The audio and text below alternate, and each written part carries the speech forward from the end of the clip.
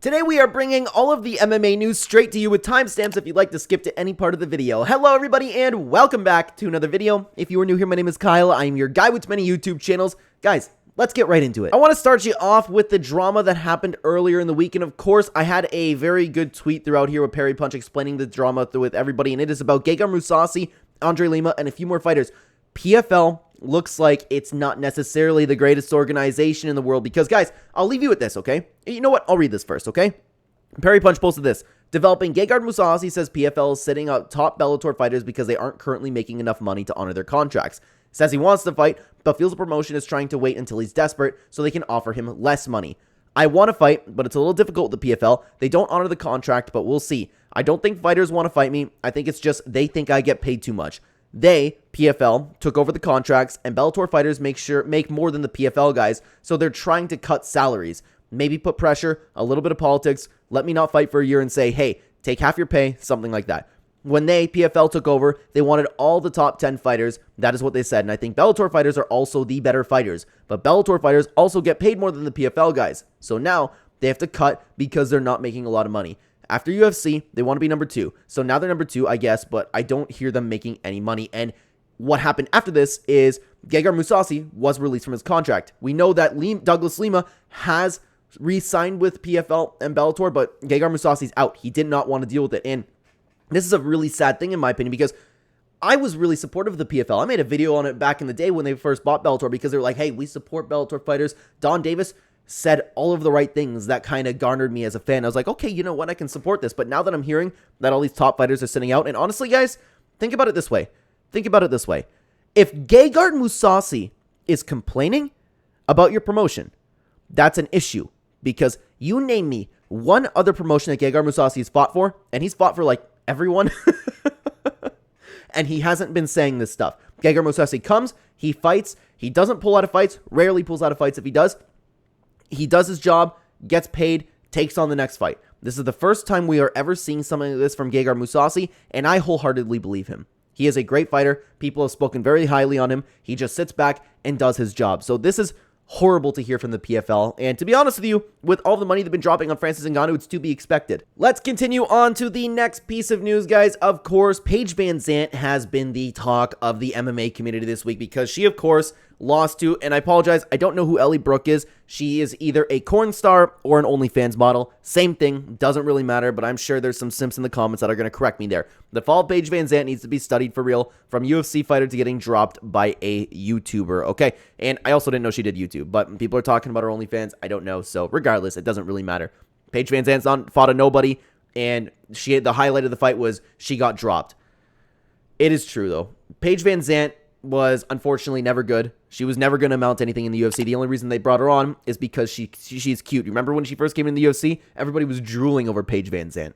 And then she went and got some work done. I have no idea what happened, but now she looks weird and she doesn't have that appeal anymore. But she'll always have those dedicated, loyal followers on OF. You know what I mean? But this is to be expected. You could pull anybody off the street to fight Paige Vanzant, and I would be confident that Paige Vanzant can get the job done. She's just not a good fighter, dude. Let's continue on, though, to the next piece of news, and this one's really interesting, to be honest with you guys, because Khabib Nurmagomedov had posted this picture on his Instagram. I don't know if he posted it on other socials, but he posted, it's fight week, hashtag UFC 302, and it's him controlling Islam Makhachev with the belt. A lot of fans took this as disrespect. I take it as disrespect. Of course, not to me. I mean, I don't care personally, but this is a little disrespectful to Islam Makhachev to say that his only success is you controlling him like a game controller. He has a PlayStation controller. This is ridiculous. I don't know much, and I'm going to be completely honest with you guys. I don't know much about the situation with Khabib, Islam, and I believe is it Ali Abdelaziz, or I apologize. I'm not too familiar with their coach. I know there's always a lot going on right there, but I try to avoid it for YouTube. I know there's a lot of controversy there with whoever their coach is or whoever their manager is uses their social media. So maybe this could be one of the reasons, because this is uncharacteristic of Khabib, right? This is uncharacteristic from him. He's usually a very, very respectful guy. He usually wants to bring Islam Makhachev up. And honestly, from what I've seen from Khabib over the years, I don't really see this being something that he would post. But I mean, he could.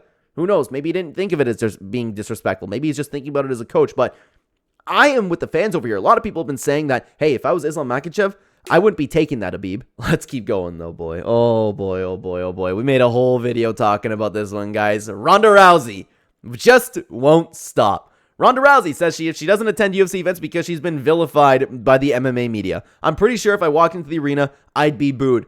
Oh my God, Ronda Rousey, will you let it go? I wonder, hey, how about you take a little bit of a look in the mirror and wonder, hey, why are people booing me? But these people don't do that. Ronda Rousey doesn't do that. She doesn't think, why aren't people liking me?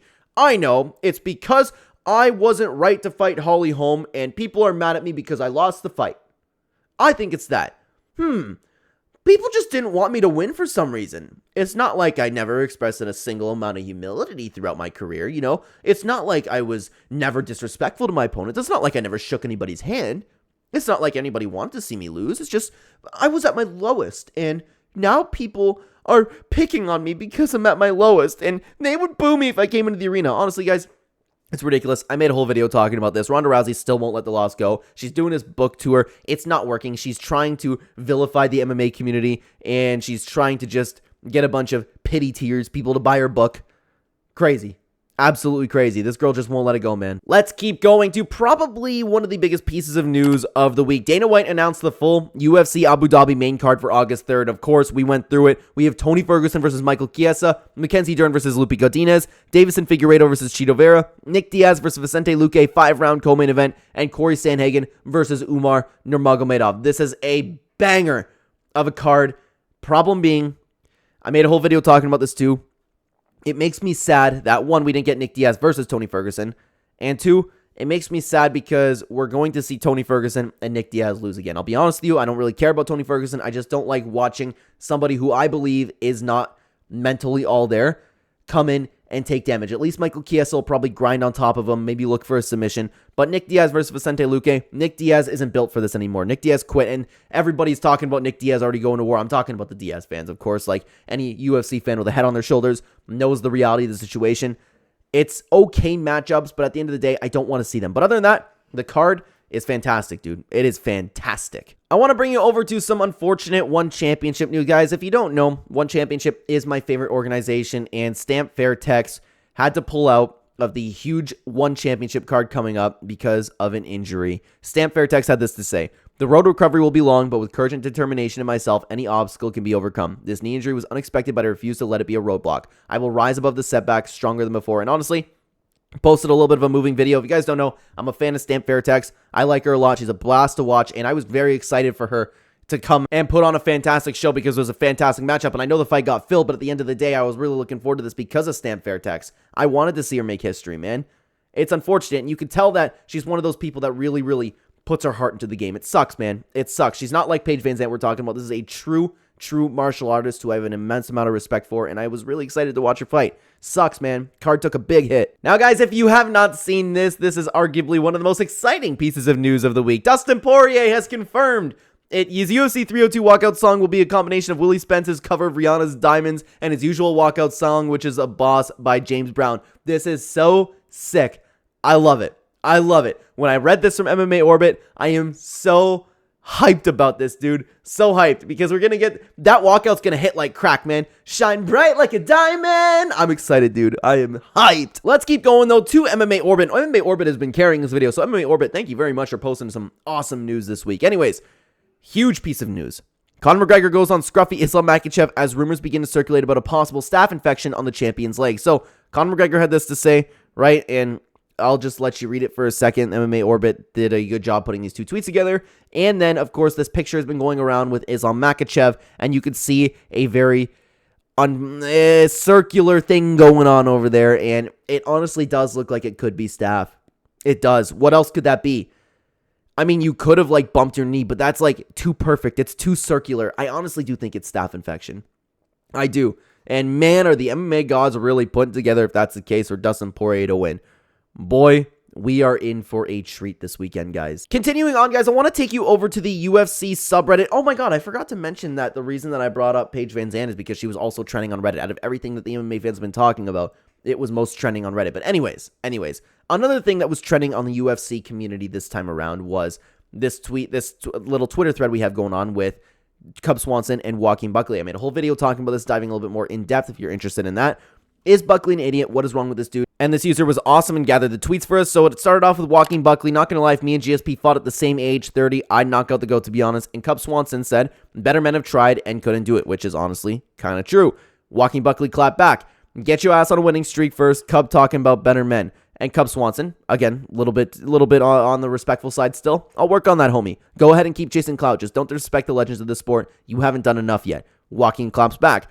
Disrespect. Now you've never once been on my page. You talking nonsense. Fighters fight, and for me, GSP is the GOAT, but in my humble opinion, I knocked GSP out at this stage of my game. Just my opinion, ho.